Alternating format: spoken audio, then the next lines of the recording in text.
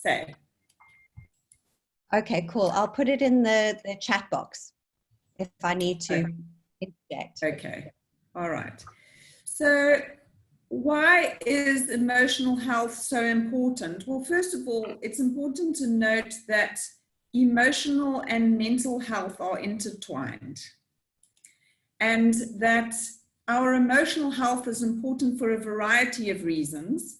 The question is, when we're presented with any challenge or obstacle, diversity of any kind, we can either go through it or we can grow through it. There's a big difference between the two. And so if we have emotional health and emotional buoyancy, we're able to cope with life's challenges without prolonged unnecessary suffering. We are able to navigate this VUCA world. So VUCA is a well-known term, and it represents volatility, uncertainty, complexity, and ambiguity. So we live in this world, and we're hoping to make our way through it with more well-being, ease, and contentment.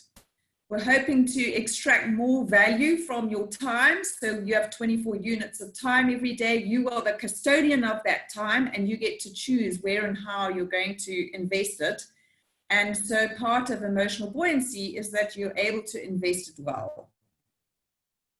And understand and manage your emotional self better with some practice, of course.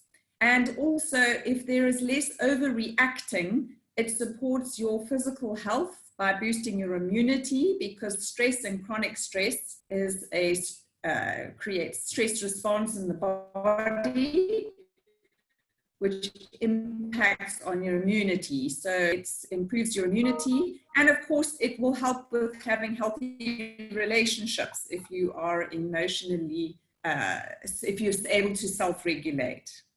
So I'm very aware that there are many people who are experiencing pain. So this is not about pretending that pain doesn't exist, but that suffering is optional. And I love this quote by Haruki Murakami. So pain is inevitable, suffering is optional. And the piece that I want to share about suffering is that suffering is the negative things that we do or say to ourselves that prolongs the pain and keeps it alive long after the emotion has gone. And you're going to hear today how emotions are biological responses of, it's a stress response in the body, and that it happens, it's like a chemical rush.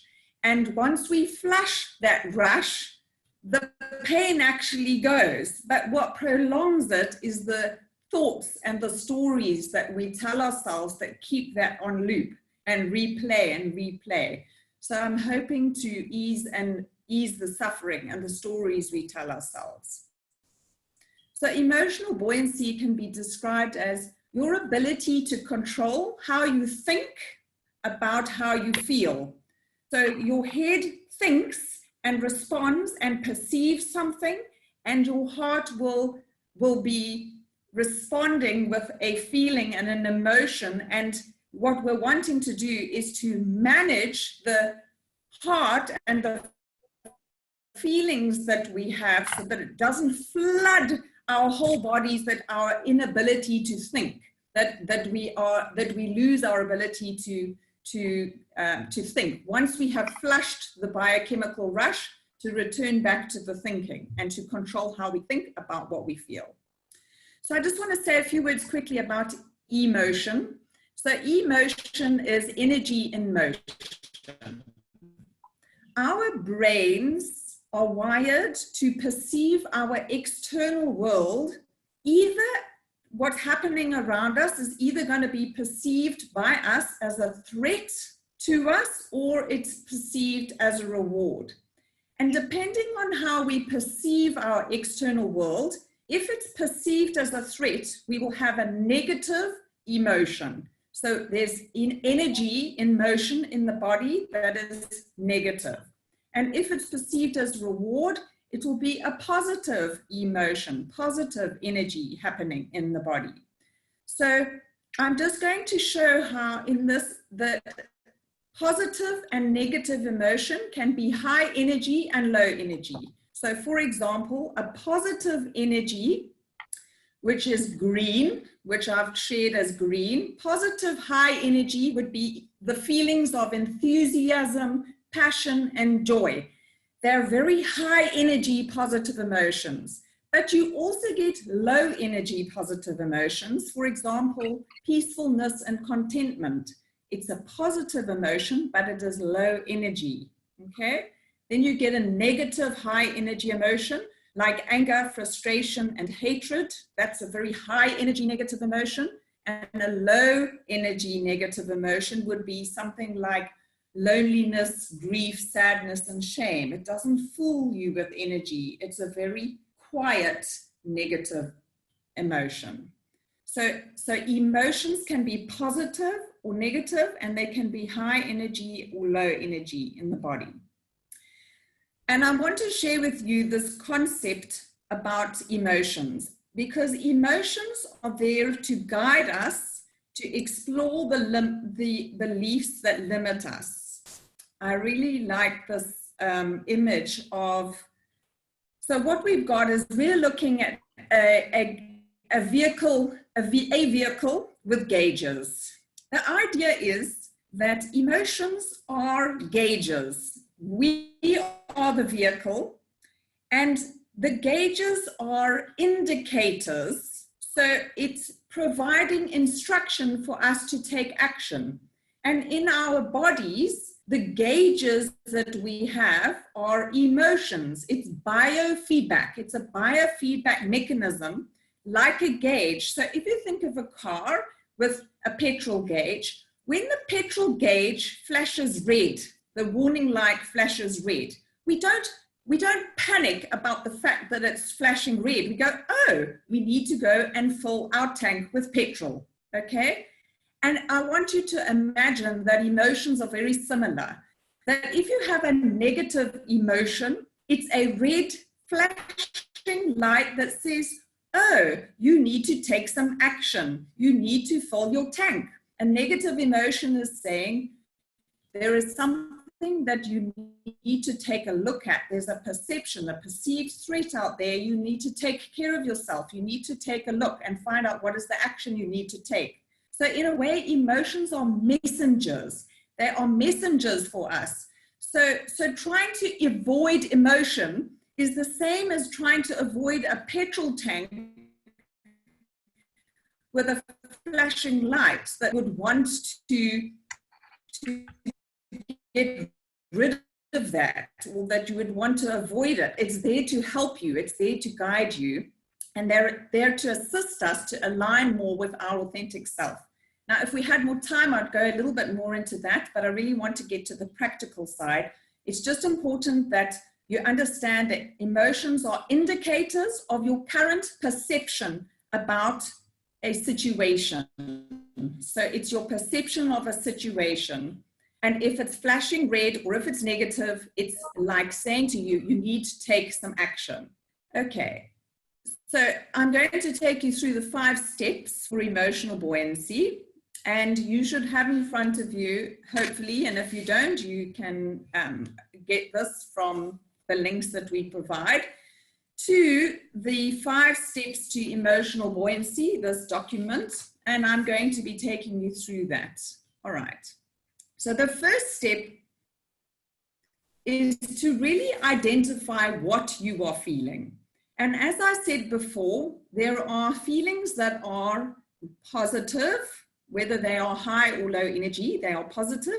And then you get emotions that are low or high energy, but negative emotions. So positive is green and negative is red. And what I've done is I've printed out this list, which has been compiled. It's a combination of a variety of authors.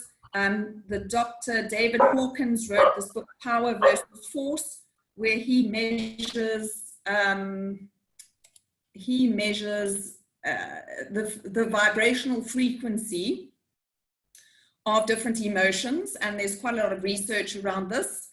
Dr. Joe Dispenza also does quite a lot of work around this, but essentially every emotion has a vibrational frequency in your body. As I said, it is energy in motion. So what happens is that when you are feeling an emotion, if you aren't aware of the emotion, it's very difficult to process it or flash it or know what to do with it. So first thing is to notice it. What am I feeling?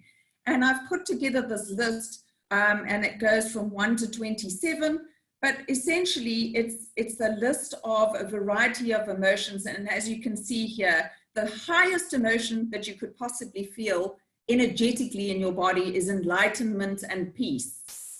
And the second is joy, empowerment, freedom, love, and appreciation. Okay, so anytime you are feeling those energetically from a vibrational frequency point of view, it's going to have an incredibly positive response in your body. It literally boosts your immunity, okay? And anytime you're feeling any of the emotions in the red, with the worst one, number 27, is shame, and 26 is guilt, and of course 24, which is fear. So we've got grief, depression, despair, powerlessness, and a lot of what's happening around us is pushing people into those states of fear and grief, depression, which really does shut down our immune systems. So for our physical health, one of the best things we can do for ourselves is to work with our emotions and to move up the scale towards better feeling emotions. So how do we do that? Right, the first thing, there's the list, sorry, that's probably a better picture, just closer, and you will have access to this as well on the links. So the first thing that we want you to be able to do is to feel the feeling. Okay, there's absolutely no point in trying to avoid feelings. You feel what you feel. And what happens is, as I said earlier, it's literally a biochemical rush, and you will be flooded with it because your brain has perceived either a threat or a reward in its external environment. And as a response to that, okay, there is an instinctive reaction where it's responding to the stimuli, and it will either be a positive or a negative emotion, energy in motion. Now, that is in your body, and the best way to get rid of it is to flush. That we can flush is for men, it's through physical activity. So physical activity, and of course this doesn't only apply to men, it's just we've noticed and through the research that these are the best ways to do it. So women tend to flush emotion by talking about it. Men tend to flush emotion best by physical activity. So getting out there, doing physical activity and being highly active flushes it. And you can flush it through meditation, spending time in nature. It can ground us. It's called earthing, and it absorbs the electromagnetic fields in our body. So flush, so feel it, just don't stay in it, okay? The next part we want to do is, once we have flushed the emotion, it allows the thinking part of our brain to activate. So, you know, when you're feeling very strong emotion, the seat of your emotion, the amygdala, there is what's known as an amygdala hijack. It's the inability to think clearly. And now we want to flush that so we can move into thinking clearly. And what we're going to do here is to separate the facts from the story. So part 3 is really about understanding, and perhaps I wonder, Susie, if it wouldn't be useful for us to talk through this situation that people find themselves in, being surrounded by COVID and the fear that it brings. So separating the facts from the story. So there are facts, we're surrounded by facts. So which facts, and as you can see, this image here is the picture of the elephant, and that depending on where you're looking, depending on where you're standing, you will see a different perspective. So sometimes the fact, for example, would be the elephant in the room. That's the fact, all right? But your interpretation, your perspective, your perception is very limited. It's based on who you are and your personality and your mindset, and do you have all the information? And that's part of the problem, is that whenever we were following a news report or any information, a lot of the time the information that we receive is through one piece, one view, one perspective, and there are multiple perspectives. And the same is true of this COVID and coronavirus situation. There are multiple perspectives on the situation. So you want to be clear that there are facts, but there's also your perspective, and what you believe to be the truth is valid. It's your truth. It is a truth. So we could say this gentleman's truth is that the elephant is around, what he sees, hears, and understands is the tail or the back end of the elephant. And that's valid and true, but it's not the whole truth. It's a subjective truth. It's a perception. And what happens is that when we get caught up in one perception of any situation, we can become very panicked, because if we feel like, oh, that's the entire truth, that's what we have to deal with, when actually there are multiple perspectives. So we're trying to introduce this idea that there are multiple perspectives on any one situation. But what's important to understand is, how is your current perspective impacting on how you're feeling?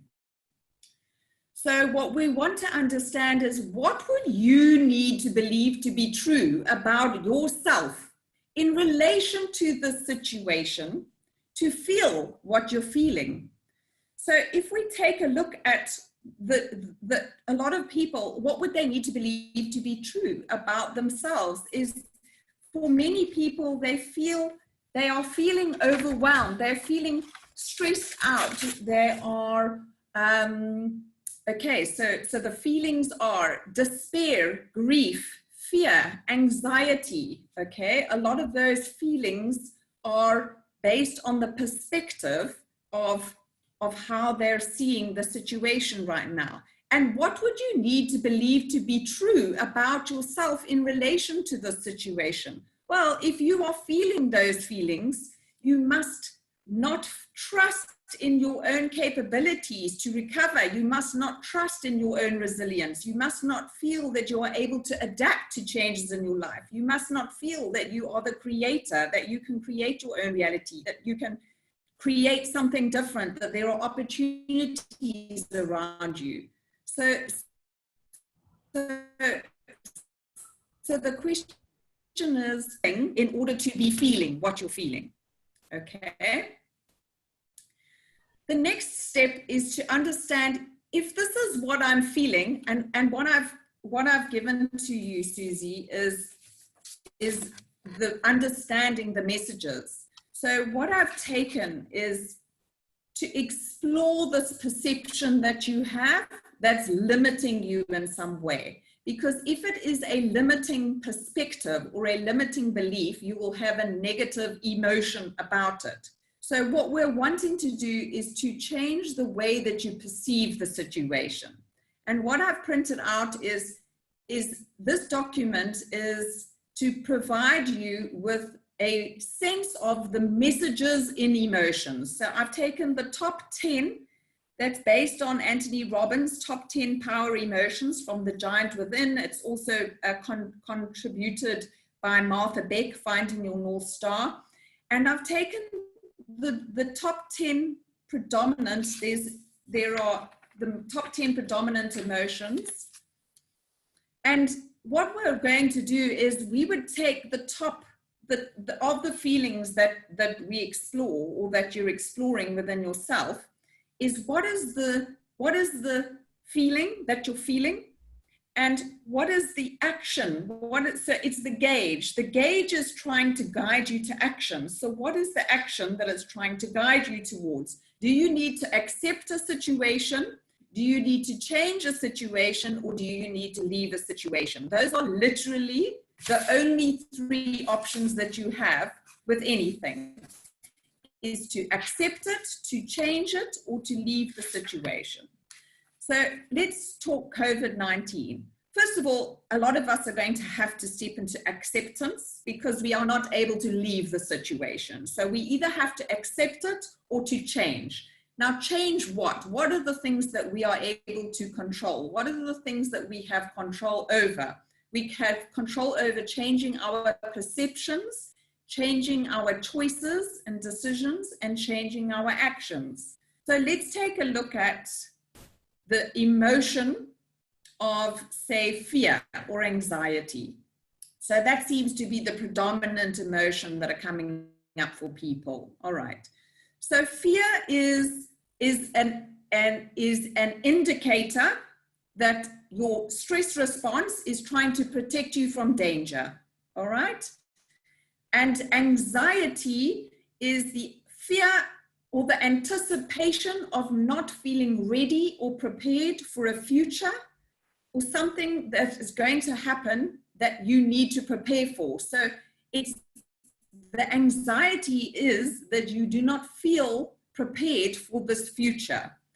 And you need to either prepare for the future or manage to cope with the situation or to change the situation. As we've said, you're either going to change your perception, change your choice, or change your action. So this question is, well, okay, so I'm feeling fear and anxiety because I'm not necessarily prepared for a future. So that's the message of the emotion. So what are the possible actions? So the possible action, review the things that are scaring you. What are you afraid of the most? What do you need to prepare yourself? How can you cope or manage with the situation in the best possible way? You either need to run from the danger. In this situation, we're not able to run from it, or to face your fear. The antidote is to become resilient and empowered. Believe in the strength of your own wings to fly above any obstacles. So the bird that's sitting on the branch that's about to break, I'm just going to go to that metaphor. If a bird is sitting on a branch and a branch is about to break, it doesn't fear for its life because it trusts in its ability to fly. It trusts in its capacity, ability, and we need to look to ourselves, and to part of the facing the fear is to prepare for uncertainty, and we need to trust in something. What are we going to trust in? What are the changes we need to make? We need to change our relationship with uncertainty, okay? So I'm going to jump to the next slide because this is step 5. And step 5 is around choosing a new empowering thought. So the thought that I'm not able to cope with uncertainty, the thought that I am not going to handle what's coming, the thought, whatever the thought is, excuse me, that's a perception of yours. That perception of yours is causing a stress response in your body. So what you want to do is to change your perception of the situation. And in this scenario, what would you need to believe to be true about yourself in relation to this situation to move up the scale to a better feeling place? So if we're looking to move up to, say, hopefulness or optimism, my question is, what would you need to believe to be true about yourself in order to feel optimistic and to feel hopeful? So we're trying to include, so to use our thinking brain to control the panic, the fear, the suffering, and some of the things that we can, for example, what would I need to believe in? I would need to believe in my adaptability. I would need to believe that I can adapt to the changes in my life with ease. I trust in my creativity and ingenuity in times of change. I need to believe in my resilience. I see the gift and opportunities in adversity. I am resilient. This too shall pass. I can and will become a stronger, wiser version of myself. I need to believe in my own creatorship. I'm the creator of my life. I accept responsibility for the choices I make. I create my reality with my thoughts and actions. I'm grateful for the blessings in my life every day. Can you hear how these thoughts, those kinds of beliefs, are going to move you upwards into a better, so it's a better feeling thought. It's a belief that generates a very different response in your body. So I'm going to, we're already 25 minutes in. Susie, I'm going to check with you. Perhaps you can, would you like me to continue, or what would you like me to do at this point? At this point, I think, I would really like for you to continue and to summarize the session. I've been able to follow everything so far, and it all flows beautifully and makes complete sense. And I think if we were to stop now, then I would miss out. Okay. All right. Great. So, all right. So the habits. So the way that this ends is by looking to the choices that you make. It said, what are the things you can change? Well, the things you can change are your actions and your choices. And one of the actions and the choices that you have full ownership of and can take full responsibility for are your practices and habits, and mental health and emotional health. The two are intertwined. So, for example, the practices. What do you need to practice is a daily practice. So one of the first practices, for example, for better feeling thoughts is gratitude. Whatever we think and think about, we bring about. So it's about cultivating gratitude for the things that you do have. So the hormones, the boost serotonin and dopamine. So the response in the body, there's a physical response, a biochemical rush that happens when you are experiencing gratitude and appreciation. So the practice would be, for example, to write down the lists of the things. So daily practice, wake up and once it becomes a habit, you walk around being thankful all the time. Every time you get up and you turn the kettle on, I'm thankful I have electricity. I'm thankful I have a tap to turn on to fill the kettle. It becomes a mindfulness practice. And this shifts your energy by focusing off of complaints and problems. So you literally, energetically are shifting the way that you feel in your body by thinking, because the energy of gratitude, as we've seen, is an incredibly high vibrational frequency. So you will feel better. So this is one practice. Another practice would be so this is a practice that sort of neutralizes. So peace comes from within. Do not seek it without. So the idea of meditation, silencing of the mind, mindfulness meditation, deep breathing, is that it calms the nervous system. So if you think about when you are in a stress response and you have a negative emotion, your sympathetic system, everything is out of, it's like an orchestra, but every organ is playing to a different tune, and there's just cacophony, it's just noise, okay? So what happens is when you do silencing of the mind and mindfulness meditation, it creates coherence in the body. So coherence is when all the organs are working rhythmically together. And so what happens is it brings the parasympathetic system is switched on. It provides a sense of calm in your body, and so it brings neutrality and calmness. So it's that positive, low energy. So it's a very positive thing you can do, but gratitude and gratitude and meditation are the two things that you can do as a daily practice that will assist you or facilitate you into feeling positive emotion and that energy that will allow you to then access better feeling thoughts. So it's very difficult to access a better feeling thought when you are in a stress response. So both of these practices really assist with access to better feeling thoughts.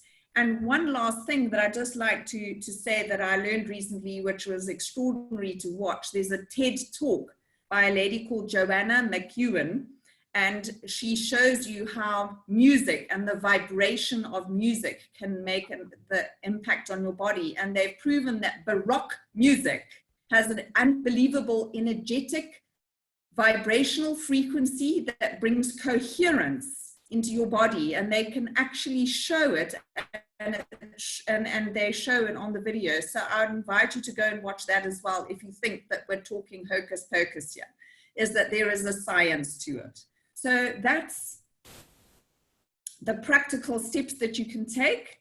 And unless, is there anything that you'd like to ask that is pressing, or that I am for further clarity?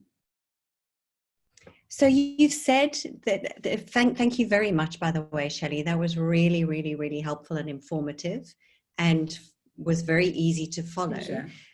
I suppose the one thing that most people are sitting with at the moment is that this makes sense to our logical brain. And you alluded yes. to the amygdala hijack and our emotional brain. So let's just put ourselves in the scenario where we want to be emotionally buoyant, we want to be mindful, we want to be, we want to have positive thoughts, but in that moment, we're being hijacked. So what would you recommend to somebody when they're feeling in that state? What would you suggest that they do?